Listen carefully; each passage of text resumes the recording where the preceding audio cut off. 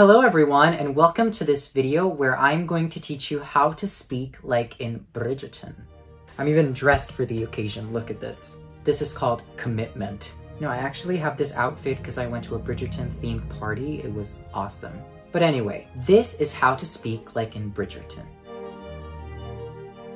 Now, the first thing you need to know is what kind of accent they use in the series, and that is British RP, Received Pronunciation, which is the accent mainly used by the British upper class society.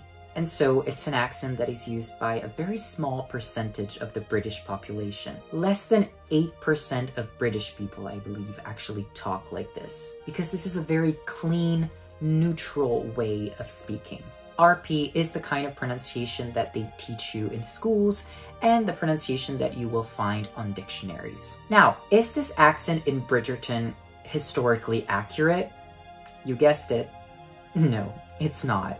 People in 19th century England did not sound like this. Their accent was different. This is a modern rendition of a proper way of talking. It's a modern RP because obviously we hear this accent and immediately we associate it with the upper class, royalty, and period dramas. So now that we've said that, without further ado, let's break this accent down and let's see how to emulate it. Disclaimer, I am not British. I'm not even an English native speaker, but I do have a linguistic degree in English, so this is just what I've learned over the years. I'm speaking with a standard American accent right now, and the main difference that you can hear is that while American English is produced like back in the mouth, British English is very forward.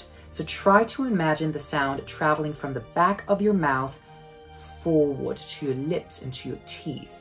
Stop moving your lips more and enunciate everything better.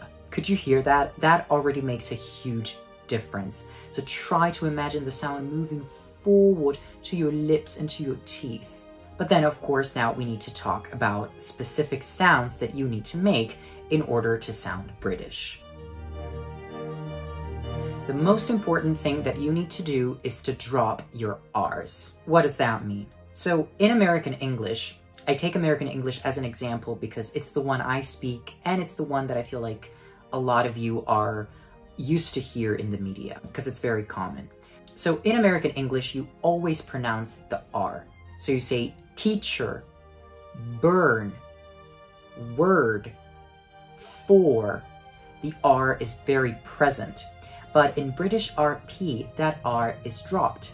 You don't pronounce it. So it's not teacher, it's teacher, teacher, burn, burn, word, word, fall, fall. So you don't pronounce the R and you elongate, you make the preceding vowel longer. So fall, fall.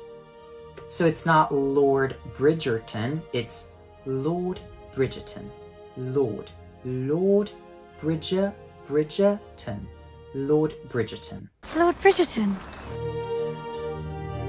Speaking of consonants, in British RP, you always pronounce the letter T. Again, in American English, it's very common to hear things like better, letter, little, where the T sound kind of becomes a D sound. So better and not better, little and not little. In British RP, that does not happen. So a T is a T. Therefore, it's better, better. See how I don't pronounce the R at the end? Better, letter, little. Your letters were so encouraging. Now let's talk about vowel sounds. Again, in American English, vowel sounds tend to be very open, very broad. In British RP, they are more closed, more narrow. Again, bring them forward. So the O sound becomes O. O. Can you hear the difference? O. O. So it's not go, it's go. Go, only, only, only, owed, owed, so, don't, I don't want to go, I don't want to go, I don't want to go, I don't want to go, Mama. May not be the only betrayal. Another vowel sound that you need to pay attention to is the O vowel. That, again, in America is very broad, it's very open, so they say stuff like ball, law, thought. In British RP, that aw sound becomes an o sound. It's very narrow, it's very closed. So it's not ball, it's bull, bull. It's not thought, it's thought, thought. It's not law, it's law, law. I thought you wanted to go to the ball. I thought you wanted to go to the ball. I thought you wanted to go to the ball. I thought you wanted to go to the ball. See, that makes a huge difference. And go with him to some absurd ball. Now let's move on to the ah sound. There are some words in American English, well, actually many varieties of English, that are pronounced with an eh sound, like past, last, fast, path, bath. In British RP, that eh sound, which again is very broad, it's very open, becomes more closed, becomes an ah sound. So it's not past, it's not last, it's past, past, lost, fast, bath, path. Dear Francesca's returned from Bath. And also, it's not can't, like in American English, it's can't. I can't do this. That is immediately British. We can't do this, Colin. Somebody will see us. I can't believe she would show her face here again. So open those ahs. Another peculiar thing that happens in Bridgerton sometimes is the way they pronounce the R. Now, I know I've already talked about the R, but I'm not talking about the R that is dropped.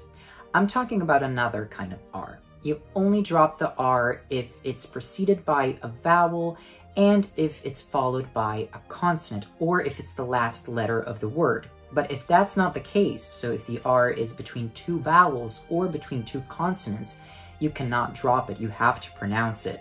So in the word Bridgerton, you cannot say Bridgerton. You can drop the second R, Bridgerton, but you cannot drop the first one. You cannot say Bridgerton. So you have to pronounce the first R, right? Well, in that case, sometimes, especially Lady Whistledown, rolls the R. What does that mean? Instead of saying Bridgerton, she says Bridgerton. Brr. She rolls the R like we do in Italian or like it happens in Spanish.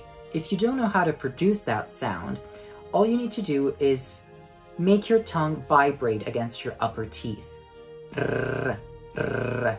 It's actually very easy once you get the hang of it. So sometimes during the series, Lady Whistledown, who is dubbed by the incomparable Julie Andrews, rolls her R's and says Bridgerton or Penelope Featherington.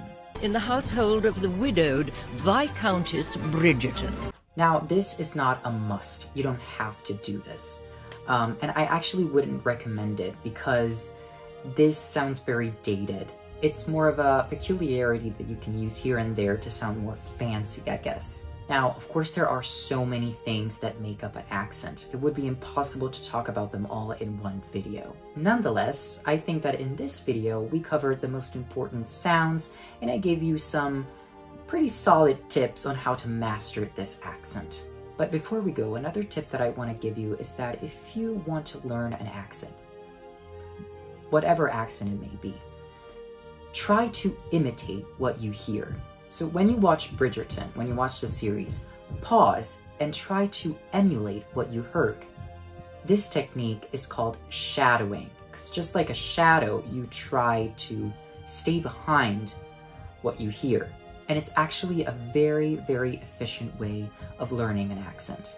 Alright guys, I hope you enjoyed this video. I cannot wait for part 2 of Bridgerton Season 3 to come out. obviously. I love the series, that's why I made this video. So share it with your friends, like it, subscribe to my channel, and if you have any questions, feel free to ask them in the comment section. I'll try to answer as many of you as possible. Thank you so much for watching. Bye!